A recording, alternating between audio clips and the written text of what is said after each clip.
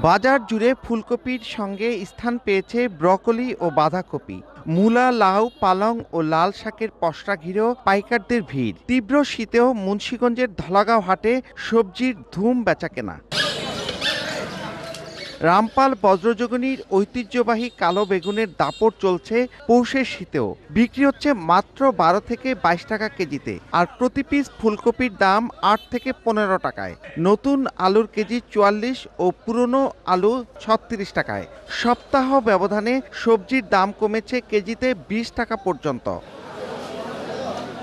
কৃষক বলছেন, সার বীজের দাম বাড়লেও কাঙ্ক্ষিত দাম মিলছে না উৎপাদিত সবজিতে। ফায়দা লুটছে মধ্যস্বত্বভোগীরা। কৃষি বিভাগ বলছে, রাসায়নিক সার ও কীটনাশকবিহীন সবজি চাষে খরচ কম।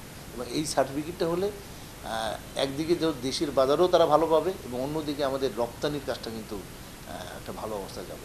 2 থেকে আড়াই ঘন্টায় ধলাগাঁও হাটে বিক্রি হয় 20 থেকে 25 মেট্রিক টন সবজি।